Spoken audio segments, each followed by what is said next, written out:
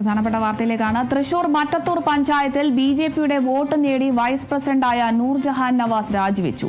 പഞ്ചായത്ത് സെക്രട്ടറിക്കാണ് രാജി സമർപ്പിച്ചത്. കെപിസിസി നേതൃത്വത്തിന്റെ സമവായ ചർച്ചകളുടെ ഭാഗമായാണ് നടപടി. കൈപ്പത്തി ചിഹ്നത്തിൽ മത്സരിച്ച് ജയിച്ച 8 കോൺഗ്രസ് അംഗങ്ങളും കോൺഗ്രസ് വിമതയായ ടെസ്സി ജോസഫുമാണ് പഞ്ചായത്ത് അധ്യക്ഷ ഉപാധ്യക്ഷ തിരഞ്ഞെടുപ്പിൽ ബിജെപി പിന്തുണ നേടിയത്. ബിജെപി പിന്തുണയോടെ ടെസ്സി ജോസഫ് പ്രസിഡന്റും നൂർജഹാൻ നവാസ് വൈസ് പ്രസിഡന്റുമായി. ഇതിന് പിന്നാലെ തൃശൂർ DCC കൂറുമാറിയ അംഗങ്ങൾക്കെതിരെ നടപടിയിലേക്ക് നീങ്ങി. ഏറെ വിവാദങ്ങൾക്കൊടുവിൽ റോജി ജോൺ MLA അടക്കമുള്ളവരുടെ നേതൃത്വത്തിൽ നടത്തിയ ചർച്ചയിലാണ് സമവായമായത്. എന്നാൽ പ്രസിഡന്റായ ടെസ്സി ജോസഫ് സ്വതന്ത്രയായതിനാൽ രാജിവെക്കുമോ എന്നത് അറിയില്ലെന്നും കോൺഗ്രസ് വിമതർ കഴിഞ്ഞ ദിവസം നടത്തിയ വാർത്താ സമ്മേളനത്തിൽ പറഞ്ഞിരുന്നു.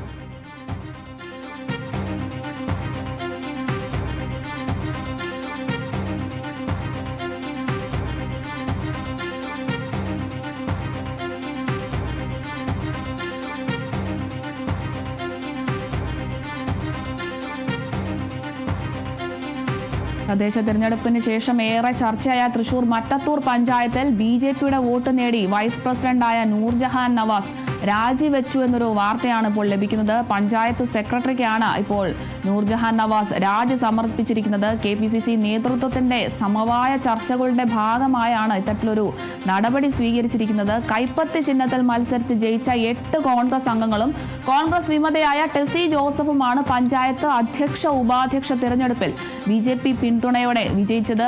ബിജെപി പിന്തുണയോടെ ടെസ്സി ജോസഫ് പ്രസിഡന്റും നൂർജഹാൻ നവാസ് വൈസ് പ്രസിഡന്റുമായി തിരഞ്ഞെടുക്കപ്പെട്ടിരുന്നു. ഇതിന് പിന്നാലെ തൃശൂർ DCC കൂറുമാറിയ അംഗങ്ങൾക്കെതിരെയും നടപടിയിലേക്ക് നീങ്ങുന്ന ഒരു സാഹചര്യവും ഉണ്ടായിരുന്നു.